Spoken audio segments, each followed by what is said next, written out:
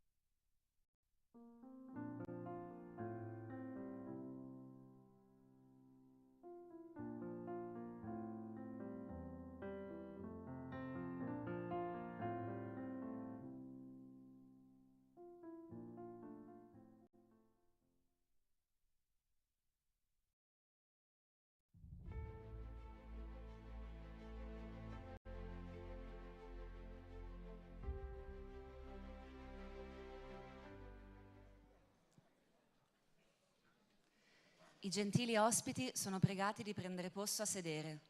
Si invita inoltre a verificare di avere disattivato i telefoni cellulari. Ladies and gentlemen, please take your seat. Please also check that your mobile phones are on silent mode.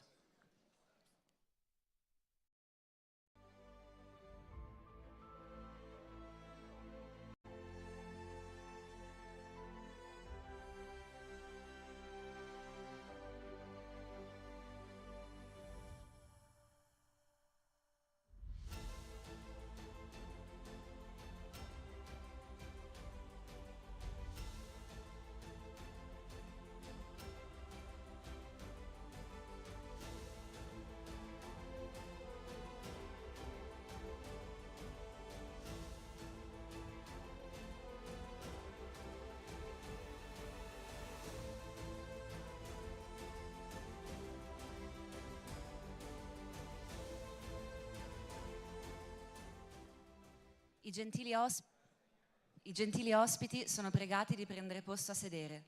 Si invita inoltre a verificare di avere disattivato i telefoni cellulari. Ladies and gentlemen, please take your seat. Please also check that your mobile phones are on silent mode.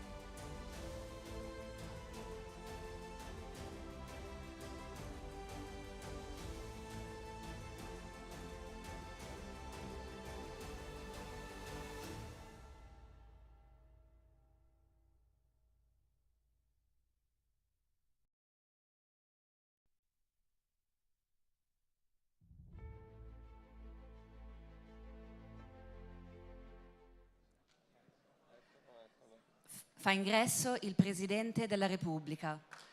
Ha inizio la sessione inaugurale della 10ª edizione dei Dialoghi Mediterranei.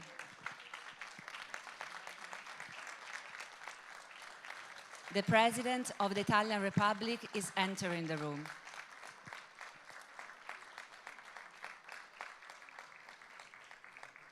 The opening session of the 10th edition of the Rome Mediterranean Dialogues is about to start.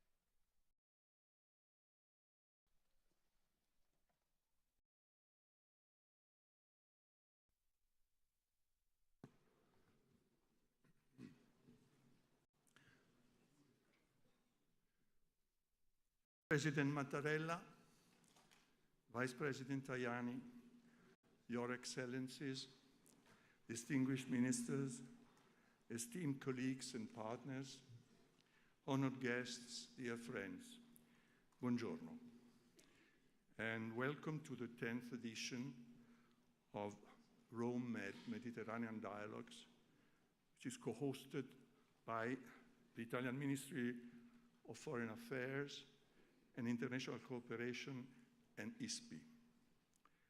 Since its inception 10 years ago, and it was indeed another world, this conference has been dedicated to fostering dialogue and cooperation across the Mediterranean.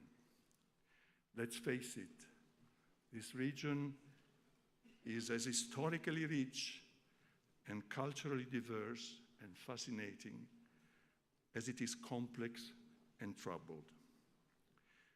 This year, our mission is even more critical as we face mounting crises and uncertainties in the MENA region and the entire world.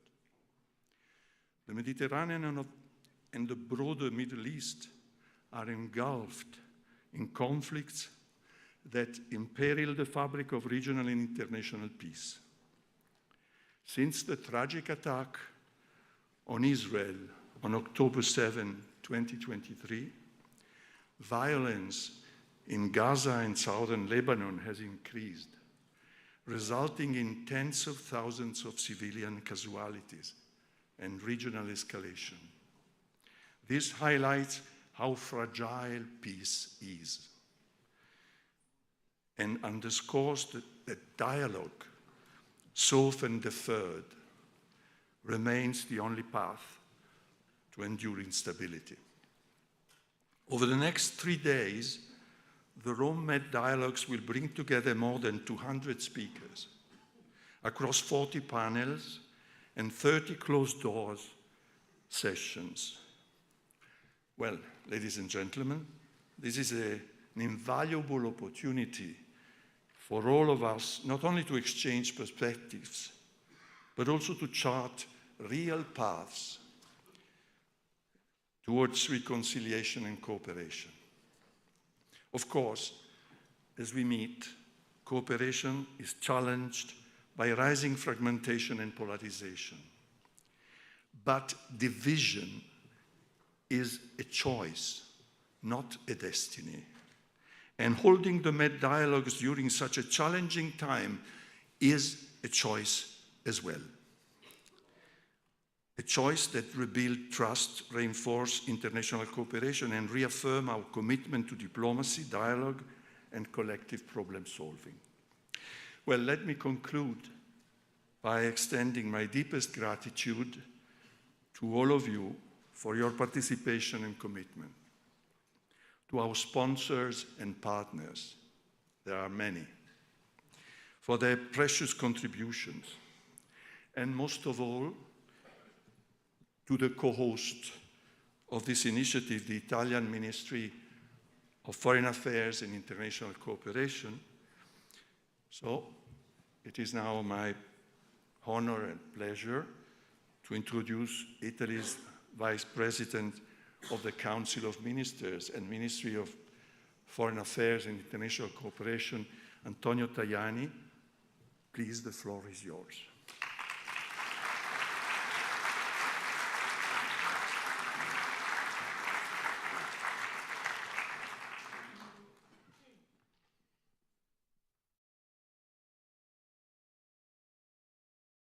Good morning, everybody.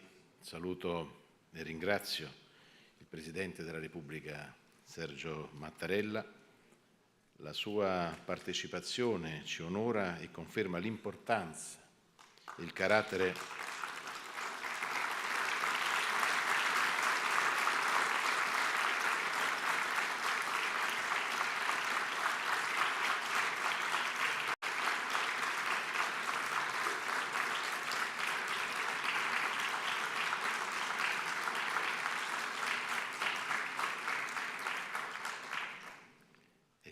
strategico del Mediterraneo per la politica estera italiana e la sua rilevanza centrale negli equilibri europei ed internazionali. Saluto gli amici ministri degli esteri presenti, le autorità, il pubblico e tutti coloro che ci seguono in collegamento. Ringrazio il Presidente dell'ISPI Franco Bruni per la collaborazione che anche quest'anno l'Istituto ha dato al Ministero degli Esteri per la realizzazione di questo evento insieme a tutti gli sponsor che hanno reso possibile questa manifestazione. Benvenuti dunque ai dialoghi mediterranei. È una piattaforma questa di collaborazione e dialogo che quest'anno il governo italiano ha voluto tenere alla vigilia dell'importante riunione dei ministri degli esteri del G7 che sto per inaugurare ad Anagni, Fiuggi e Ferentino. Un G7 in cui ho voluto mettere al centro della discussione, oltre all'Ucraina, proprio il Medio Oriente. E il dialogo è molto importante, affrontare questa situazione con grande determinazione, con la collaborazione con i paesi arabi per costruire e rafforzare percorsi che portino stabilità e pace nella regione. Affronteremo molti altri temi cruciali, penso al Sahel, al Venezuela, al partenariato strategico con l'Africa, all'Indo-Pacifico. Le parole d'ordine di questo importante appuntamento, come di tutta la presidenza italiana del G7, sono crescita, pace e sviluppo. Ho voluto aprire il G7 anche nella giornata internazionale per l'eliminazione della violenza contro le donne. A Fiuggi, storica città dell'acqua, fonte di vita e dialogo, ho deciso di inaugurare insieme ai ministri del G7 e a tutti gli altri ospiti una panchina rossa, simbolo dell'impegno collettivo contro questo odioso crimine. In parallelo illumineremo di arancione la facciata del Teatro Comunale e anche il Ministero degli Esteri. Di fronte a queste sfide il gioco di squadra diventa fondamentale. Da ormai più di un anno il Medio Oriente è sconvolto dalla guerra, una guerra che sembra non avere fine, che ogni giorno restituisce fotografie di distruzione e sofferenza. Come ha più volte detto il Santo Padre Papa Francesco, non dobbiamo abituarci alla guerra, a nessuna guerra. Questa edizione dei Dialoghi Mediterranei, proprio per il parallelo con il G7, vuole essere una piattaforma di discussione e confronto per cittadini, accademici, imprese, tutti i tasselli di un grande mosaico per rafforzare il dialogo. Non dobbiamo rassegnarci. La priorità assoluta e immediata sono il cessate il fuoco e la de-escalation in Libano e a Gaza.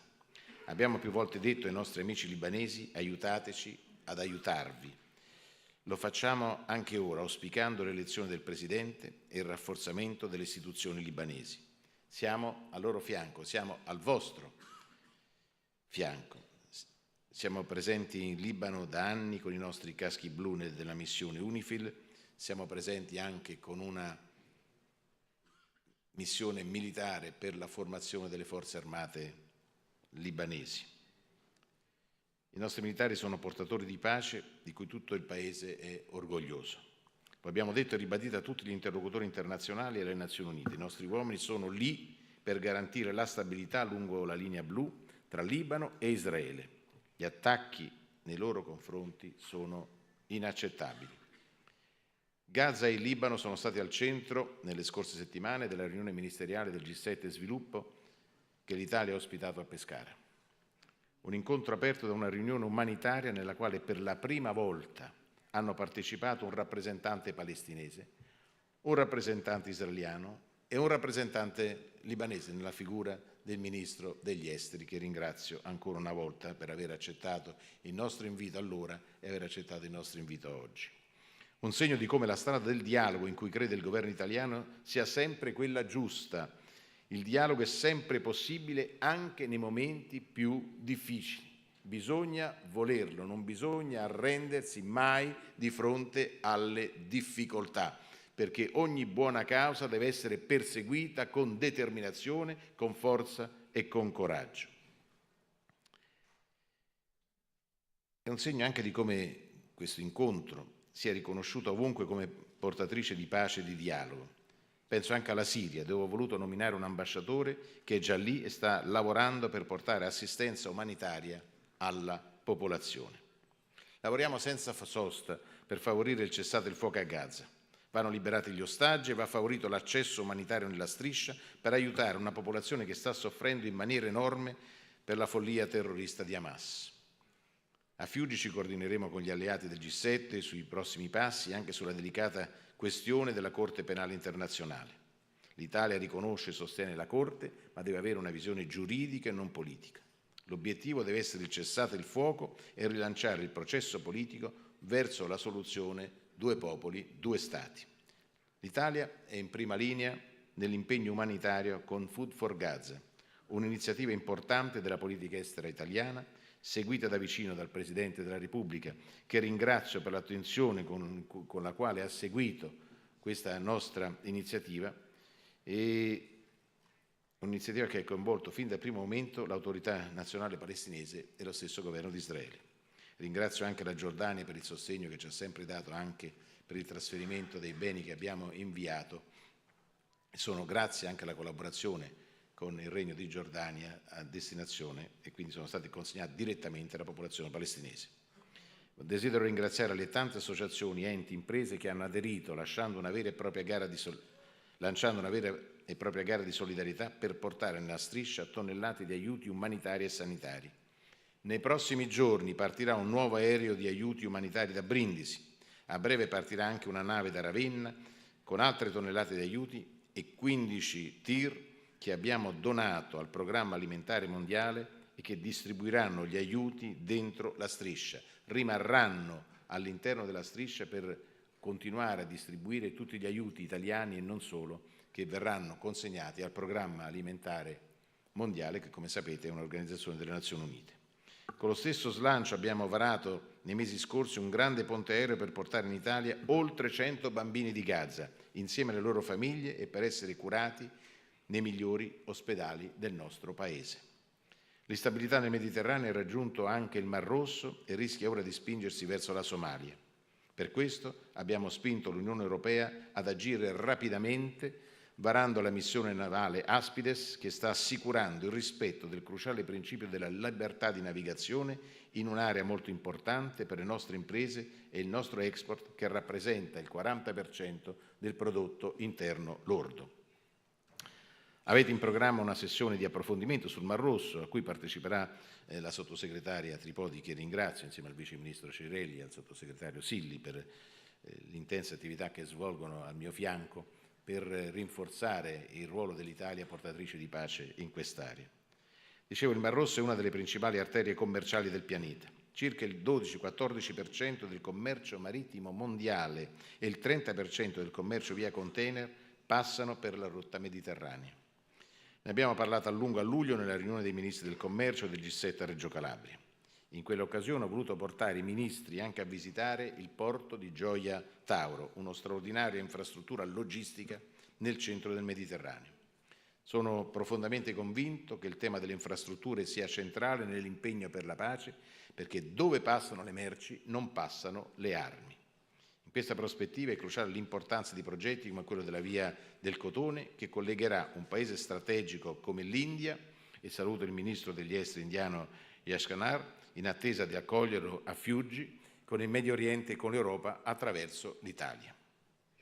Quando si parla di Medio Oriente allargato è impossibile non pensare anche ai Balcani, una regione prioritaria per il nostro Paese che abbiamo rimesso al centro anche delle priorità dell'Europa. Per questo ho voluto invitare a questi dialoghi mediterranei per la prima volta anche i Paesi di questa regione. L'obiettivo è riunire la storia di quella regione con quella europea. Un investimento strategico cruciale per l'Europa, in cui l'Italia è in prima linea come operatore di pace e in particolare con i nostri uomini della missione KFOR, che è ora a comando italiano, con una presenza ulteriore anche della nostra Guardia di Finanza in Montenegro ed in Albania. E poi l'Africa, una priorità strategica assoluta del governo. Abbiamo promosso un nuovo approccio verso il continente, fondato su partenariati paritari in settori chiave come la sanità, la formazione professionale, l'energia, la sicurezza alimentare e l'agricoltura, con iniziative come il piano Mattei, che dovrebbe essere parte di un grande piano Marshall europeo che già vede i primi segnali forti con l'iniziativa Global Gateway. La priorità dell'Italia è ridare speranza e crescita a un continente che nel 2050 avrà più di 2,5 miliardi di abitanti. Per questo siamo impegnati a sostenere la produzione di vaccini direttamente in Africa, coinvolgendo le imprese italiane di eccellenza. Stiamo anche investendo molto nella formazione. Quest'anno abbiamo più che raddoppiato le borse di studio per studenti africani. L'obiettivo è promuovere la partecipazione dei giovani alla vita delle loro comunità, favorire la crescita, creare occupazione, anche coinvolgendo il nostro settore privato, anche in funzione di contrasto alle migrazioni irregolari, perché come diceva Papa Benedetto XVI, anche non emigrare è un diritto umano. Perché se cresce l'Africa crescono anche l'Italia e l'Europa, cresce tutta la grande regione del Mediterraneo allargato, che nella mia visione arriva fino all'India ed oltre. Guardiamo la speranza della pace del Mediterraneo in Medio Oriente, ma non soltanto. Altro tema chiave del G7 sarà l'Ucraina. Sabato abbiamo ricordato l'Holodomor, lo sterminio per fame di oltre 6 milioni di morti in Ucraina voluto da Stalin. Pochi giorni fa il calendario ha segnato il triste anniversario dei 1000 giorni dall'inizio dell'aggressione russa. Un anniversario che l'Italia, come Presidente di turno del G7, ha voluto ricordare favorendo una dichiarazione dei capi di governo nella quale abbiamo ribadito l'impegno per una pace giusta, che non può significare però la resa dell'Ucraina. Per questo nel nostro impegno a 360 gradi a fianco di Kiev sosteniamo tutti gli sforzi di dialogo per portare Mosca al tavolo del negoziato e parliamo con tutti i partner globali. Siamo anche in prima fila nell'assistenza umanitaria e nell'impegno per la ricostruzione. Stiamo dedicando un'attenzione particolare al settore elettrico, cruciale per la popolazione civile, nel momento in cui sta arrivando l'inverno. Sono molto lieto che il Parlamento abbia ratificato l'accordo con la Banca Europea per lo Sviluppo per un grande progetto di 200 milioni di euro per sostenere il sistema elettrico ucraino dopo l'accordo che avevo firmato a Monaco in febbraio. Pochi giorni fa ho ospitato al Ministero un importante business forum e a luglio del prossimo anno organizzeremo in Italia la conferenza internazionale per la ricostruzione. Signor Presidente, gentili ospiti, i dialoghi mediterranei hanno un compito cruciale. Le vostre discussioni arricchiranno il G7 che aprirò tra poco, offrendo spunti, punti di vista, prospettive nuove che saranno molto importanti per i nostri lavori. Vogliamo essere all'altezza della sfida della pace, del dialogo e della crescita. Lo faremo con l'orgoglio di una politica estera italiana che costruisce ponti e vuole aprire sempre nuovi canali di dialogo. E voi siete i nostri grandi interlocutori. Grazie a tutti quanti voi e buon lavoro.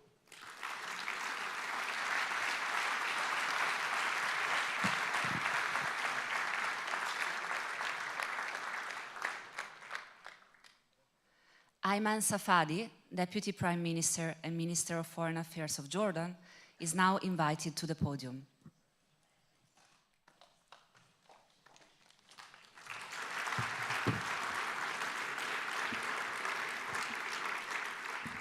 Thank you. Bismillah ar-Rahman ar-Rahim. Mr. President, dear Antonio, dear colleagues, good morning to you all. And I'm grateful for the Italian Foreign Ministry and for ESPI for convening this conference at a time, as the President of ESPI described, a very challenging time for the region, a time of peril, a time of despair. And he said convening this conference was a choice. And I think getting out of the miserable reality that the region is living now is also a choice that we all have to make for the sake of our people, for the sake of our region, for the sake of peace, stability, and security for all. It has become more challenging for any of us, I guess, to speak at such forum, because everything that needs to be said have been said. What has been missing is action to translate our collective message of peace into a reality, and so that we can get over the misery of war and destruction that have haunted the region, not just for a year, but for decades, if we are to look at the comprehensive picture. Do we describe the situation? I think a year into the conflict in Gaza, everybody who wants to know what's happening is brutally aware of what's happening in Gaza. Put it simply, over a year of aggression in Gaza has destroyed a whole community. Gaza is now a graveyard for children, a graveyard for human values, a graveyard for international law. Israel has killed over 40,000 Palestinians, destroyed schools, hospitals, infrastructure. UNRWA today just warned of the fact that over 500,000 Palestinians in Gaza now will suffer from floods as the rainy season begins and the sewage system and pipeline system has been destroyed. The Israeli newspaper Haaretz has reported that Jabalia, once the largest refugee camp in Gaza, has now been reduced to rubble. It is uninhabitable, it said. So this is the reality of misery that we have. Move to the West Bank. Even before October 7, all horizons for peace were closed. Settlements, confiscation of land, eviction of people from their homes, denial of the need to move forward with a peace plan have destroyed hope and have killed what took years of effort in terms of building people's belief in the viability of peace. Move to Lebanon, again, we have a conflict, we have a war that continues in Lebanon. There are news now of a possible ceasefire. We all hope and pray that this ceasefire will be realized, because the absence of it will mean more destruction and more war and more animosity and more dehumanization and more hatred and more bitterness, which will doom the future of the region to more conflict and more killing and more destruction. Syria, the world has come to live with status quo politics. As long as the crisis is not affecting everybody else, global actors as it were, then we can live with the crisis. But the cost of that is that millions of people have been displaced, millions of people have been living in poverty. Terrorism is thriving again, drug trafficking, weapons trafficking is also emerging. This is the reality of the Middle East, despite the fact that, as the President of the ISB said, this is a region that has a tremendous promise with its multiculturalism, its rich history, its rich human talent. We can make it a better place. But how do we make it a better place? By simply achieving peace, a peace that will allow everybody in the region to live in security, in dignity, with hope, with opportunity. And how do we move about bringing that peace? And I think the answer is simple. On the Palestinian-Israeli conflict, we in the Arab world have been ready for peace. Our Arab Peace Initiative goes back to the year 2002. We want a just and lasting peace that will guarantee the security of Israel and guarantee the security of everybody in the region and fulfill the rights of the Palestinian people to freedom and statehood. Live and let live. That is what we're putting on the table. Because war, as history has shown, will not bring about security, will not bring about peace, will not bring about prosperity, will not allow us all to tackle the challenges that are denying our young people the future that they deserve. How could a war that has denied 650,000 kids in Gaza their right to go to school is going to produce peace? Now, Lebanon has also decided that all schools in Beirut will be closed for the year because schools have been turned into shelters. How is this going to guarantee security for Israel, or guarantee security for the Palestinians, or guarantee security for our region? These are the fundamental questions that need to be addressed. So our proposal in Jordan has been at the receiving end of every crisis in the region. And therefore, when we speak of peace because we know the consequences of the absence of peace, not just on us, but on the whole region. What are our priorities for now? If I am to set them in order of priorities based on the impact of the current situation, we need an end of the aggression in Gaza and in Lebanon. We need a ceasefire, permanent ceasefire that will stop the killing, stop the destruction, and restore a sense of normalcy to life. And after that, we need to launch a massive humanitarian effort to address the humanitarian catastrophe that exists there in Gaza. And we in Jordan have been ready, we've been working to send as much aid as we can into Gaza, send food, send milk formula, send whatever, bread, flour, anything. And we can surge our humanitarian effort, but for that to happen, we need the crossing points to open. And His Majesty was very clear that Jordan is ready to launch a humanitarian bridge, a land aerial bridge, a land bridge, to send as much aid as we can to Gaza. And we're ready to do that, and we're grateful for the support that our partners have shown in this effort. And my dear friend Antonio mentioned to the cooperation between Jordan and Italy on that. And then we need to start looking at the broader picture. How do we make sure that this misery does not happen again? And for that not to happen again, we need to look at the root cause of the conflict. And the root cause of a conflict is that there is an occupation that has yet to show any signs of ending. On the contrary, it is being consolidated. So the peace that we put on the table is a peace that would, as I said, fulfill the rights of the Palestinian people to statehood, fulfill Israel's right to security, and we all in the region, as we've said, we are willing to collectively guarantee the security of Israel in the context of a peace that ends occupation and allows for the establishment of a sovereign, viable, independent Palestinian state on the basis of the two-state solution, June 4, 1967, lines with East Jerusalem as capital. If we do that, then we will have solved the biggest problem in the region, because everything else is one way or the other a function of this conflict. If you bring about that Palestinian-Israeli peace, then the whole region will start addressing the consequences of the failure to achieve that peace for decades, and then we can all come together to address the other challenges that we have. We have a young population that need jobs, that need education. Only if we have peace and we come together, we can provide the opportunity that our young people deserve. And we can start working on that. We can start addressing the challenge of unemployment. That is a huge challenge for all of us in the region. We can start addressing the challenges of environment, climate change, cooperation, all of these things. For that to happen, we need to have peace.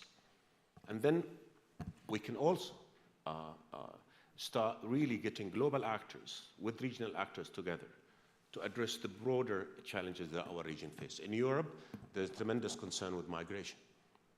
And we understand that concern because we, in Jordan, again, as the largest per capita host of refugees in the world, we understand that this is a challenge that must be addressed.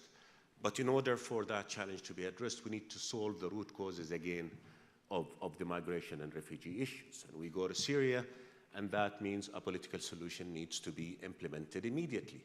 Doubling down on positions that have done nothing but prolonged the crisis for decades is not going to solve the problem.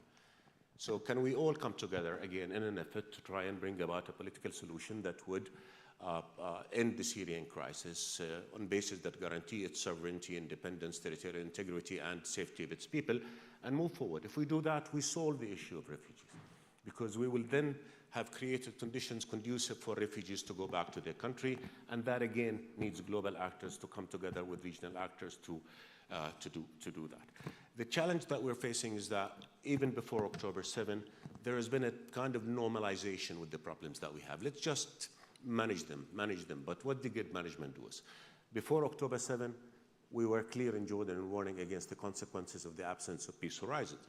I think if you recall His Majesty King Abdullah's speech to the General Assembly in September of last year, where he was unequivocal in warning that unless we restore hope, the region is going to explode. And explode it did in ways that have shamed all of us because we've been unable to solve that challenge thus far. So we cannot just normalize with conflict. We cannot agree to management of conflict. So we've got to be honest with each other. We've got to say that the security of the Middle East is key to the security of Europe. As you said, Antonio, we are one region, and this region needs to come together. And I think we need to have clarity on what we need to do. We need to start, again, move from the mode of crisis management into crisis resolution.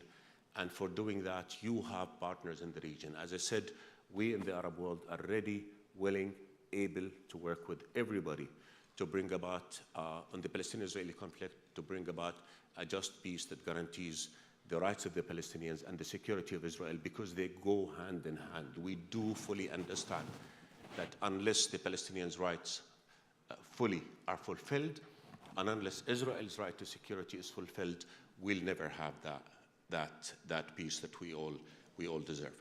And then, as I said, we move on other crises, whether in Lebanon, whether in Syria, whether in other parts of the world, and we come together and move forward.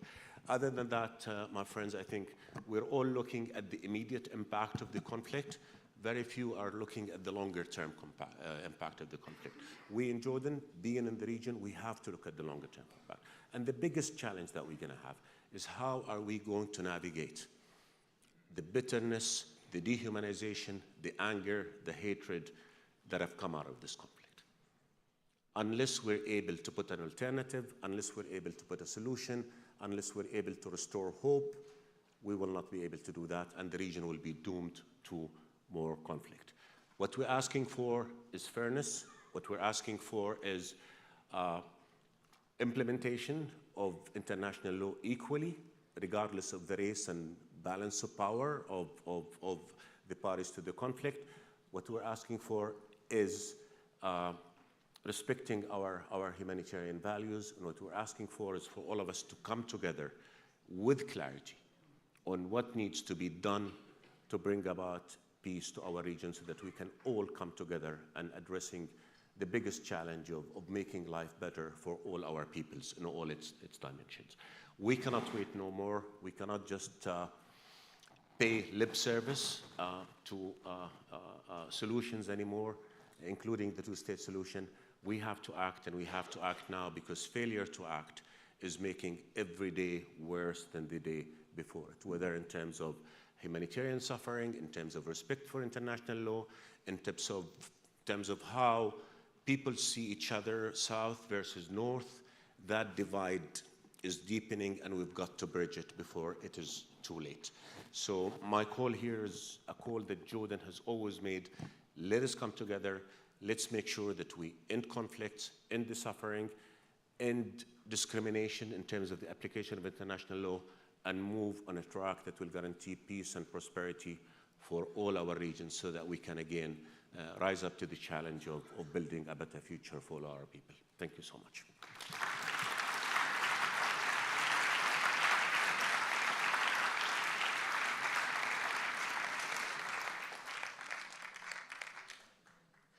Subramanyam Jaishankar, Minister of External Affairs of India, is now invited to the podium.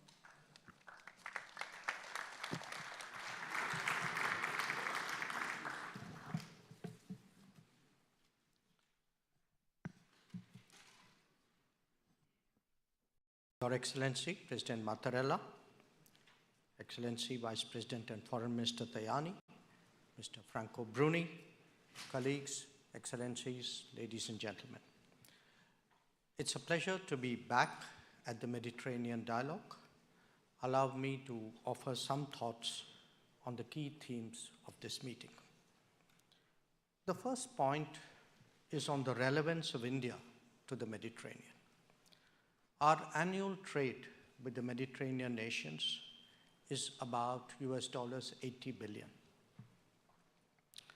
We have a diaspora here of 460,000, about 40% of that in Italy. Our key interests are in fertilizers, energy, water technology, diamonds, defense, and cyber. India has significant projects underway as airports, ports, railway, steel, green hydrogen, phosphates, and submarine cables. Our political relations with the Mediterranean are strong, and our defense collaboration is growing, including more exercises and exchanges. Let me now shift to the Middle East and present India's interest there. Our trade with the Gulf alone is in the range of $160 to $180 billion annually. The rest of MENA adds about another $20 billion. More than 9 million Indians live and work in the Middle East.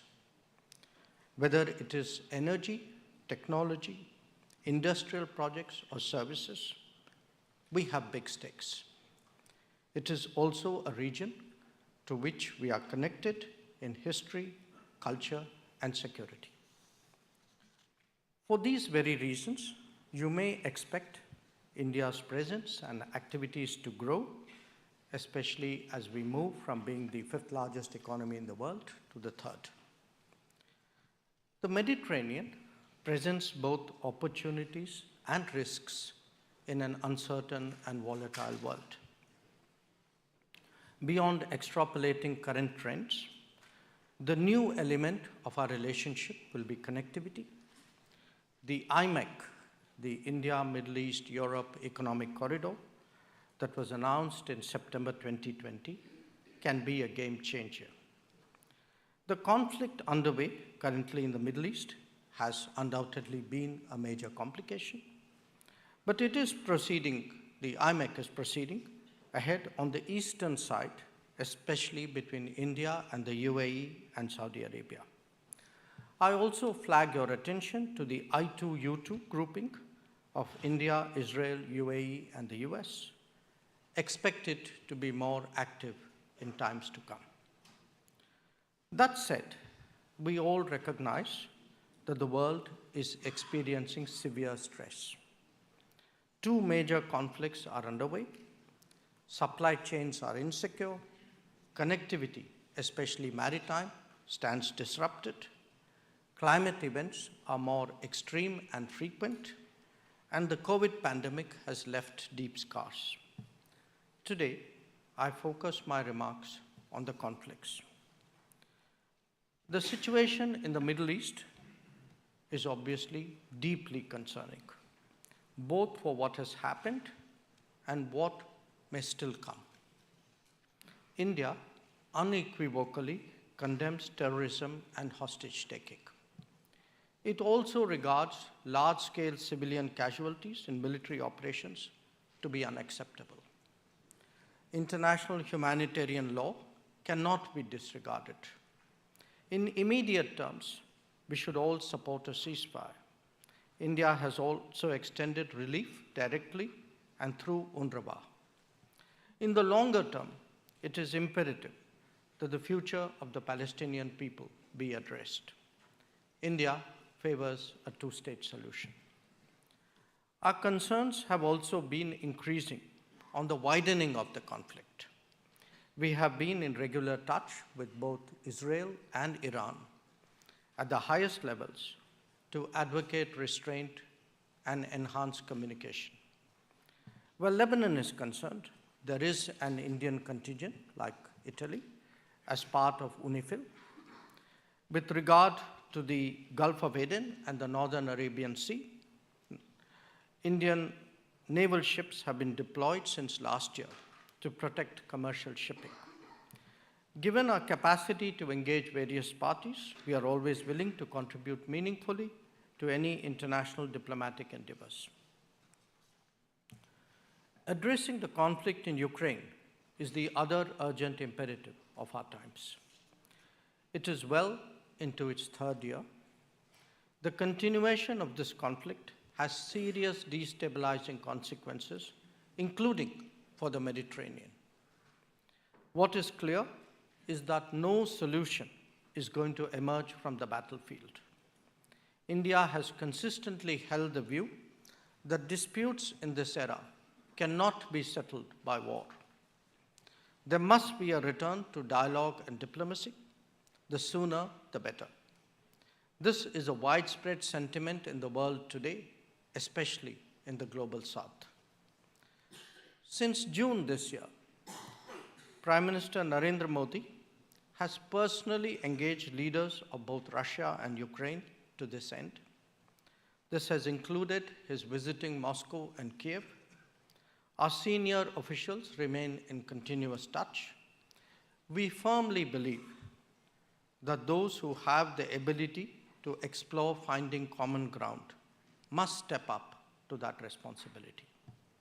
Ladies and gentlemen, we are today on the threshold of a new era. It is one of re-globalizing, rebalancing, and multipolarity. It is also a more technology-centered future with a premium on mobility of talent and greener growth. Opportunities in this world are as indivisible as anxieties. A closer and stronger relationship between India and the Mediterranean will serve both of us well. I thank you for your attention.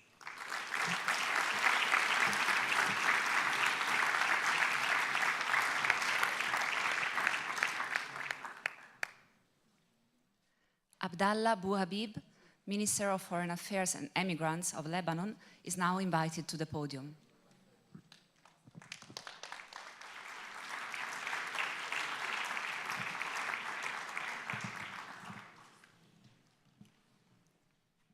Your Excellency, President Sergio Mattarella, dear colleague Antonio Tajani, Minister of Foreign Affairs and International Cooperation, Mr. Marco Bruni, ladies and gentlemen.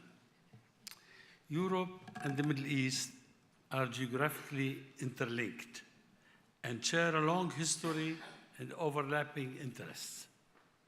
The two regions have experienced eras of peace, prosperity, and cooperation. Both have also faced challenges, frictions, and clashes. The only constant, however, is that they have affected each other with fortunes and misfortunes. When one of them sneezes, the other catches the cold.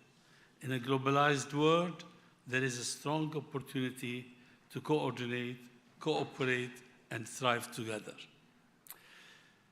Located at the crossroad between different civilizations and cultures, Lebanon has always been a bridge between Europe and the Middle East. Lebanon is now facing multi-layer military, economic, political, and social challenges. An effective Europe support is essential and of common interest. Lebanon believes that the efforts of peacekeeping forces, UNIFIL, operating in its south is essential and vital for bringing about peace.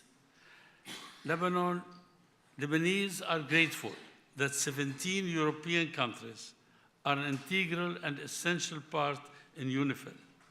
In that regard, Lebanon strongly condemns any attack on UNIFIL and calls on all sides to respect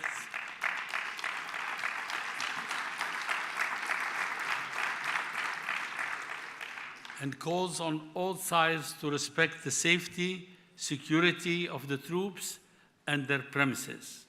Moreover, Lebanon condemns recent attack on the Italian contingent and deplores such unjustified hostilities. UNIFIL is a bridge of cooperation between Lebanon and international legitimacy. Small countries like Lebanon seek shelter under the umbrella of the United Nations and its institutions to shield themselves from external greed and aggressions. The attacks, killing, destruction, and displacement of about 1.5 million Lebanese makes us more determined to seek the support of the international community to overcome the challenges we face. The assistance of the Friends of Lebanon is instrumental for recovery and rebound. The Lebanese aspire for a strong state that defends their rights, sovereignty, and territorial integrity. The prevailing conviction of policymakers in the post-independence area, that was 1943, was that Lebanon's strength lies in its weakness. If Lebanon is not a threat to its neighborhood, then no one would threaten us. Consequently, the failure to implement United Nations resolutions to create a Palestinian state had a spillover effect on Lebanon starting the mid-60s. Ever since, our efforts to build strong military and security institutions did not materialize. For this to happen, we need your support to build armed and security forces to defend and protect our territories. The prevailing challenges require collective national and international efforts to build robust Lebanese security apparatus. Our main goal is to empower the legitimate national authority as the guarantor for security and peace.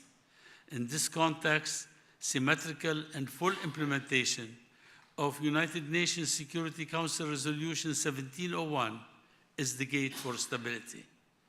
Lebanon is ready to fulfill its obligations stipulated in the above-mentioned resolution.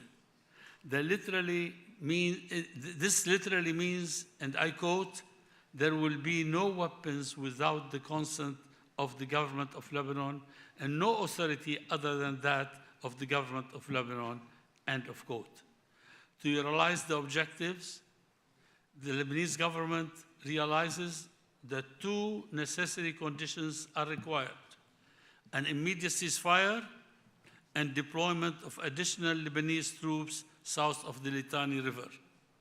Once the above are realized, and in cooperation with UNIFIL, Lebanon will be able to extend its authority over its territory. We reiterate Lebanon's commitment to peace and security in our region, and we will call for a safe return of the displaced to their villages and towns on both sides of the borders. Nevertheless, permanent and sustainable security and peace on on the Lebanese-Israeli border necessitates ending Israel's occupation of Lebanese territories. Otherwise, continuous occupation will generate resistance and potentially future conflicts. In conclusion, I invite Europe to strengthen our historic partnership. Europe has friends on the other side of the Mediterranean, including Lebanon. We look forward to working with European partners to build a Mediterranean basin of peace, justice, and prosperities. Let's join hands to overcome instability and conflicts, and thank you and best wishes for a successful forum.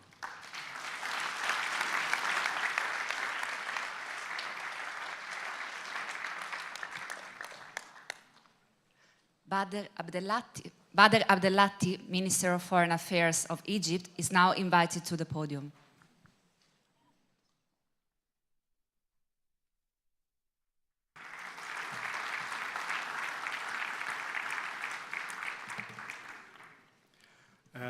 Thank you so much, His Excellency President Sergio Mattarella, President of the Italian Republic, the Honorable Antonio Tajani, the Deputy Prime Minister and the Foreign Minister and the International Cooperation of the Italian Republic, Mr. Franco Bruni, the President of the Italian Institute for International Political Studies, distinguished ministers, ladies and gentlemen. Allow me to begin by expressing my gratitude to the Italian government and the organizers of the Rome Mediterranean Dialogues Forum. The convening of the forum's 10th edition reflects its significance as a vital platform for addressing political, security, economic, and social issues of our mutual concerns, with the overarching goal of achieving security, stability, and development in our Mediterranean region and beyond. Our region, the cradle of civilizations, now stands at a crossroads, grappling with numerous challenges that demand bold measures and decisive actions. This is especially urgent given the serious threats to peace and regional stability and security, especially in the Middle East, including the ongoing conflict and the current aggressions by Israel in Gaza, which is now extending for more than a year, and the unacceptable and condemned continuous Israeli aggression and daily violations of the Lebanese sovereignty. This year's forum convenes, as you all know, amid a relentless war on Palestinian people in Gaza and in the West Bank. Despite over a year of repeated appeals to the international community to intervene and stop these attacks and the aggressions, which is threatening the security of the region and the world, the military Israeli machinery continues its tragic toll on innocent lives, most of them women and children.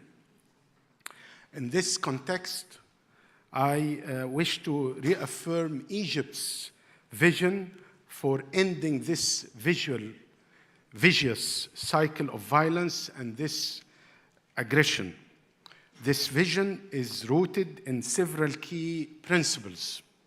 Chief among them is, of course, an immediate ceasefire in Gaza and in Lebanon, the release of hostages and detainees in the Gaza Strip, also the unhindering access for humanitarian aid and the initiation of a serious and genuine political process which leading to the acknowledgement and the realization of the Palestinian viable state on the lines of the 4th of June 1967 with East Jerusalem as its capital.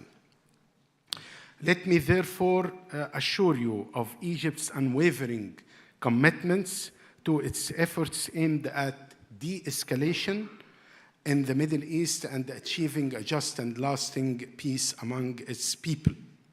I would like also to refer to our intention in Egypt to convene a ministerial conference on mobilizing international aid to Gaza that will be convened in Cairo on the 2nd of December. Also, I would like to refer to our continuous efforts in order to put an end to the Israeli aggression on Lebanon. Esteemed attendees, I am confident that we are all agree that Mediterranean region is full of opportunities and resources that must be harnessed within a framework of genuine partnership in order to achieve our shared objectives, particularly in the realms of security, economic development. On this occasion, I reiterate Egypt's readiness and steadfast commitments to its leadership role in supporting all efforts aimed at addressing our shared challenges, ensuring that this region becomes a beacon of security, stability, prosperity, and progress. In this regard, I would like to focus on three key issues given the limited time available for my remarks. The first is the issue of migration, which is a top priority for many Mediterranean countries, including our host country, Italy. Egypt remains committed to combating irregular migration through a comprehensive approach that addresses its root causes, incorporating developmental and investment dimensions, and promoting regular migration pathways. I would like also to highlight Egypt's successful efforts in curbing and stopping all kinds of irregular and illegal migration flows from Egypt's coasts and borders since September 2016. Furthermore, Egypt hosts more than 9.5 million refugees in Egypt who are enjoying access to all basic services like Egyptians, including healthcare, including education, and we will continue to contributing to alleviate the suffering of our guests in Egypt. The second issue relates to cooperation in the field of energy. One of the most critical areas of collaboration among countries of our region. This includes both traditional sources of energy as well as renewable and clean energy.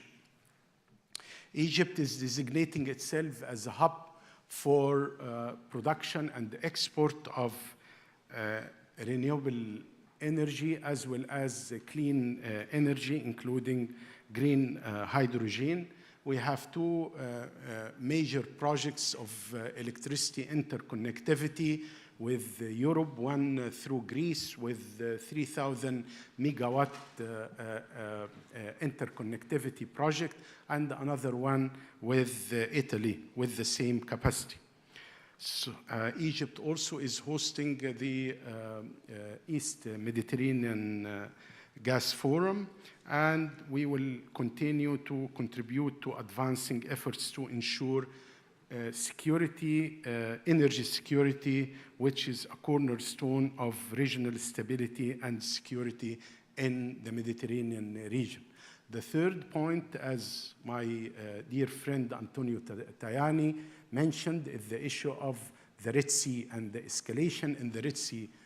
This is extremely dangerous issue for the freedom of navigation, and maybe Egypt is the most affected country with the escalation in the Red Sea region. Egypt is losing every month more than $600 million. The total loss of Egypt now since the eruption of the conflict is exceeding $8 billion due to the decrease of the revenue of the Suez Canal.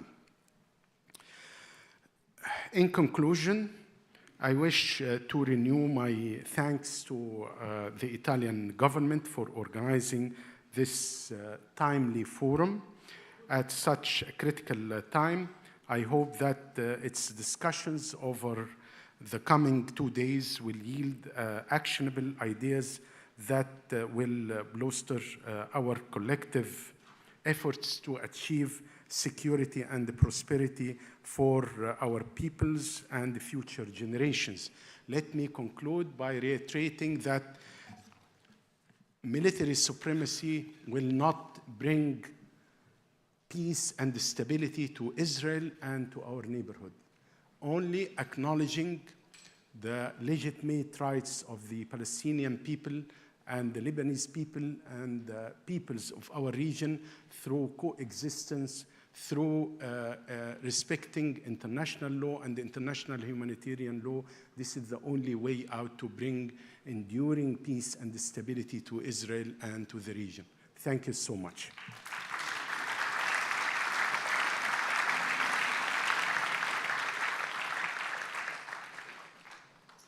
Reem Ebrahim Al-Hashimi, Minister of State for International Cooperation of the United Arab Emirates, is now invited to the podium.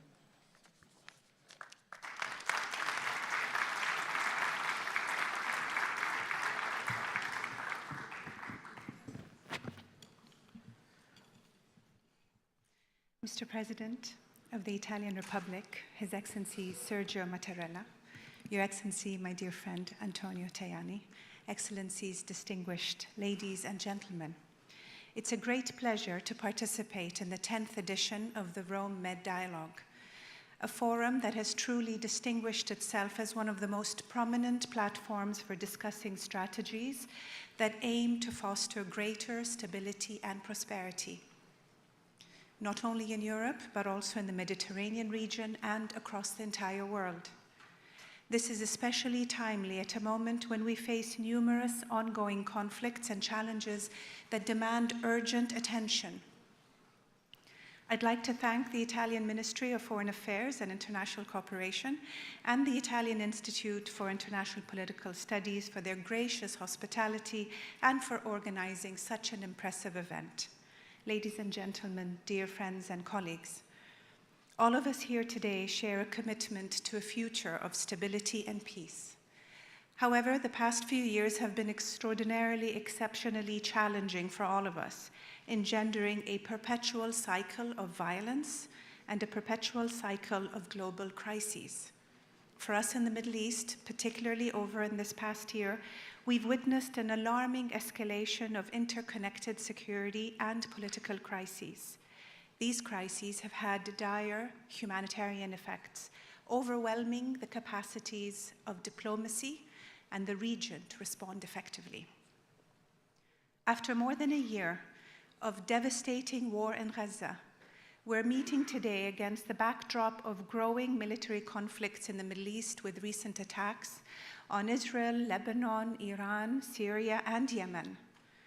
The risk of an all-out military confrontation looms large. In this context, I want to re-emphasize that we must also focus our efforts on humanitarian intervention, particularly amongst the most vulnerable. Children, the elderly, women are all civilians bearing the brunt of these conflicts, and we must protect them all. The stability and future of all of our societies are at stake, because every day of this conflict, every escalation of violence erases the promise of a better tomorrow for the next generation. The most urgent priority now must be to reach an immediate ceasefire in Gaza and in Lebanon, to lift all obstacles to humanitarian aid and to protect civilians. We cannot afford to ignore the long-term effects of this violence. You've heard it so eloquently from His Excellency Ayman Safadi. No one is speaking of these long-term impacts that will take generations at least to unravel. These victims deserve to grow up in a world where peace, stability, and hope are not just ideals, but are actually practical realities. For us in the UAE, we endeavor to support all the efforts to end conflict. And we've also placed alongside our foreign policy, and at the forefront of that, the necessity of humanitarian aid. In Gaza, the UAE has emerged as the largest donor of bilateral humanitarian aid globally. We have left no stone unturned in our efforts to provide essential support and alleviate the suffering of those in dire need. Our commitment to humanitarian aid reflects our unwavering dedication to peace and stability, despite how hard it is to get there. Our determination to make a tangible difference in the lives of those most affected is unwavering. I'm emphasizing the importance of humanitarian action because we must recognize that humanitarian consideration is not a secondary objective during periods of political turmoil. They must be non-negotiable and integrated into the very fabric of every decision-making process. Ladies and gentlemen, on Europe's eastern flank, as the war in Ukraine continues, the human toll is rising and critical infrastructure is being destroyed. In the Emirates, we've always stressed that in the interest of the international system, the war in Ukraine can only be resolved through a political dialogue. Continued escalation will only deepen the suffering faced by civilians and risk wider instability. At the same time, I must emphasize there are tens, if not hundreds, of conflicts ongoing around the world that are not receiving the attention that they deserve. These crises, though often overlooked, continue to inflict tremendous suffering and contribute to global instability. We must recognize that all such conflicts, regardless of their location, demand our equal attention and focus. Once again, we are at that critical juncture where decisions that we make today in 2024 can very well shape the future of an entire generation. We must act with urgency and work collaboratively to build that more stable and peaceful world. Ladies and gentlemen, as we look ahead, it's crucial that we strengthen existing platforms for dialogue and collaboration to explore innovative ideas and perspectives. To foster opportunity and drive economic growth, the international community must also prioritize stability and build trust against a backdrop of significant trust deficit. Achieving economic progress and expanding prosperity depends also on creating the conditions for that lasting peace and security. These conditions will be key to addressing our urgent global challenges, including the climate crisis, food insecurity, and other critical issues related to security, the environment, as well as technology. The path forward requires collective action to ensure that stability underpins our efforts to tackle these challenges and secure a better future for all. In the United Arab Emirates, we strive and continue to build bridges of dialogue to strengthen the multilateral system and to encourage economic and diplomatic cooperation wherever and whenever possible. We also have a national interest in expanding our presence in new areas, as demonstrated by our increased focus in digital technology and also in artificial intelligence. While navigating a complex and tense political environment, the UAE firmly believes that progress must and will continue. In these extraordinary times, we recognize that addressing regional challenges while simultaneously building for the future is essential. Today, the Mediterranean stands again at that center, a middle ground for both Europe and its neighboring partners to work together and create the peace and prosperity that all our countries and citizens deserve. Business, as usual, is no longer sufficient. We must adapt and innovate in the face of unprecedented challenges to ensure a more stable and prosperous future for all. Thank you for your time and attention.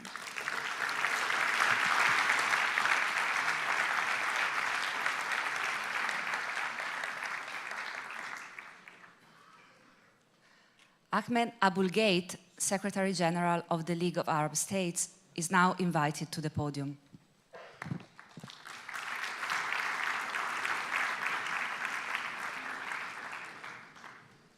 President Mattarella, allow me please to speak in Arabic since I am the Secretary General of the League of Arab States, so it is imperative on me to speak the language of the region, more or less. فخامة الرئيس سيرجيو ماتاريلا رئيس الجمهورية الإيطالية، حضور الكريم، ربما تكون هذه هي المرة السادسة التي أشارك فيها في حوار روما المتوسط. أشكر إيطاليا على هذه الدعوة الكريمة وأتقدم لها بتحية حارة على جعل هذا المنتدى مساحة جادة ونابضة بالحيوية للحوار بين ضفتي المتوسط، بل وفي الفضاء الأوسع لهذا البحر الذي أسهم في صنع تاريخنا جميعاً. إنه بحرنا، مار نوستروم، كما كان الرومان أثناء الإمبراطورية أو الجمهورية يطلقون عليه، وهو اليوم بالفعل بحرنا جميعاً. نحن الذين نتشارك ضفافه ونتأثر بثقافته. لقد كان هذا البحر عبر التاريخ معبراً وناقلاً للحضارة والازدهار، ويتعين أن يظل هكذا. وليس بخاف أن السلام والازدهار والاستقرار يواجه اختباراً صعباً في هذه المنطقة من العالم، وما نخشى عليه جميعاً هو مستقبل التعايش بين الأجيال القادمة، وخاصة بين اليهود والعرب، وهذه نقطة لا يجب أن تفوت أحداً. تحدث عنها وزير خارجية الأردن منذ دقائق. وإن كانت هناك من عبرة أو خلاصة بعد أكثر من 416 يوماً من حرب الإبادة التي شنتها ولا زالت إسرائيل على الفلسطينيين في غزة، فهي أن الوضع القائم غير قابل للاستقرار أو للاستمرار. هو سراب خادع كان ظاهره الاستقرار وباطنه الشعور الكاسح بالظلم والخوف والحرمان من الكرامة، وبالتالي هو وصفة لسنوات وعقود قادمة من العنف والدماء لا يجب أن يفوت أحد. هو وصفة لعقود قادمة من الظلم والحرب والدماء. ومع إدراكنا جميعاً لهذه الحقيقة البسيطة، إلا أن قوة الاحتلال إسرائيل تحاول تحقيق المستحيل. هي تريد العودة إلى يوم 6 أكتوبر، أي قبل الهجمات أو هجمة 7 أكتوبر. وهجمة 7 أكتوبر أنا شخصياً أعترض على الكثير من جوانبها. لا يجب أن يفوتنا أن هناك احتلال مضى عليه ما يزيد عن 55 عاماً، احتلال للأرض. لا يجب أن يفوت أحد هذا الوضع. الوهم الإسرائيلي بأن كل شيء كان عظيماً قبل 7 أكتوبر، أي أنها تسعى بشن هذه الحروب الدموية على غزة وعلى لبنان إلى استعادة الوضع القائم وتثبيت الاحتلال في صورة أكثر وحشية وتجرداً من أبسط معاني وقيم الإنسانية. لقد رأينا جميعاً ثمن تثبيت الاحتلال، أكثر من 43,000 قتيل في غزة، وأكثر من 100,000 جريح، وقطاع تهدمت بنيته التحتية بالكامل فصار أطلالاً فوق أطلال. هذا هو ثمن استمرار الاحتلال الذي يدفعه الفلسطينيين من دمائهم ومستقبلهم. يدفعونه في غزة وفي الضفة كل يوم وكل ساعة من أجل أن تعيد إسرائيل تثبيت احتلالها لأرض فلسطين. تلاحظون أنني أتحدث طوال الوقت عن الاحتلال. الاحتلال، لا يجب أن ينسى أحد أن هناك احتلال للأرض. هل يتحمل العالم استمرار هذا الاحتلال؟ خاصة في طبعته الأحدث القائمة على الفصل العنصري الأبرتايد؟ هذا هو السؤال الذي يتعين أن نطرحه على أنفسنا ونجيب عليه بكل أمانة وصدق مع النفس. وأقول بوضوح أن الاحتلال غير قابل للاستمرار من دون أن يتحول إلى نظام كامل من الفصل العنصري ويقوم على البطش اليومي والقتل، إذ لا سبيل لإخضاع ملايين الفلسطينيين الرافضين للحكم الإسرائيلي والذين يأبون الإقرار بسيادة إسرائيل على أرض فلسطين سوى بالعنف والمزيد من العنف. لا يجب أن يفوت أحد أن هناك 7 مليون فلسطيني في الأراضي المحتلة، 7 مليون فلسطيني في الأراضي المحتلة، ويوجد أيضاً ما يقرب من 2 مليون فلسطيني في أرض إسرائيل. إن هجمات 7 أكتوبر لم تحدث في الضفة الغربية، ولكن الضفة تتعرض منذ عام وأكثر لعدوان متواصل، اقتحامات يومية وقتل ممنهج ومصادرة للأراضي واعتقالات إدارية. وهناك أيضاً المستوطنون، ونعلم ماذا يفعلون ونتابع كل شيء. وهناك عملية استفزاز مستمرة للفلسطينيين في أراضي الضفة الغربية لا يجب أن تفوت أحد. علينا أن نفكر ملياً في الأيديولوجية التي تعانقها هؤلاء والأفكار التي تحركهم. إسرائيل تسعى للأسف الشديد إلى ابتلاع كل أرض فلسطين، كل أرض فلسطين. إسرائيل حالياً تستحوذ على 82% من أرض فلسطين التاريخية بين النهر والبحر الأبيض المتوسط، هذا البحر الذي نشترك جميعاً في ملكيته. ويبقى للفلسطينيين 18%. إسرائيل تحاول أن تضع يدها على 18% بدعوى حق الدفاع الشرعي عن النفس، حق الدفاع الشرعي عن النفس.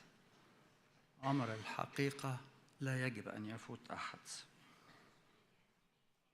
هذه هي أجندة إسرائيل القادمة: استمرار الاحتلال، ابتلاع الأرض، فرض الرؤية الإسرائيلية على عدد مقابل من الفلسطينيين، مقابل تماماً لشعب إسرائيل. هذا وضع لا يقبله العالم. قبل أن أختتم حديثي أود أن أتعرض إلى نقطة شخصية تعكس رؤية للمستقبل.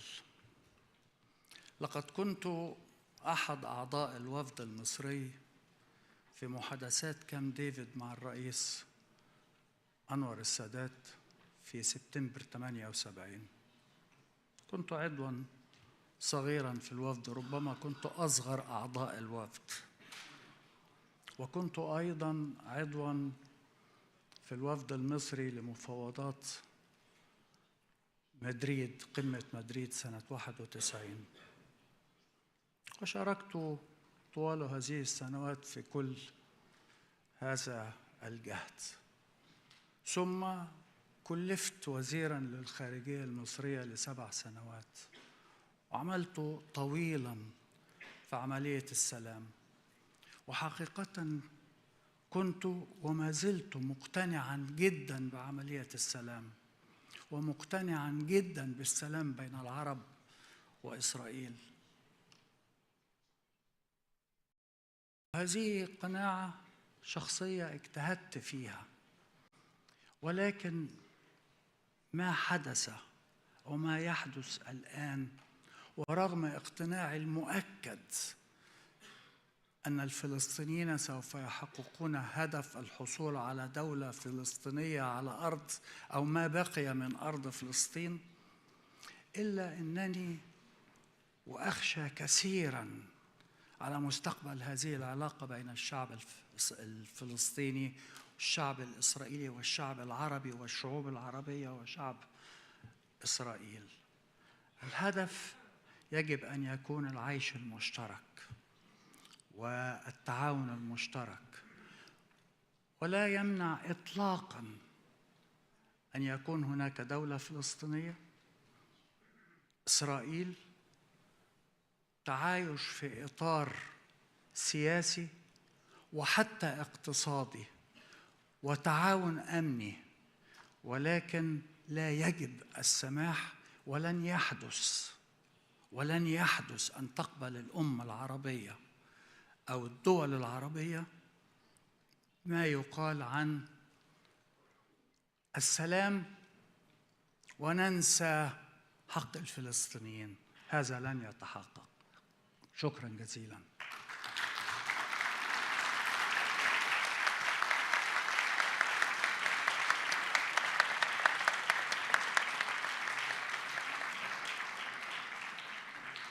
Ladies and gentlemen, the opening ceremony is now over. Please remain seated as the head of state leaves the room. Si prega i gentili ospiti di rimanere ai propri posti per consentire l'uscita del capo dello Stato. Ladies and gentlemen, please remain seated as the head of state leaves the room.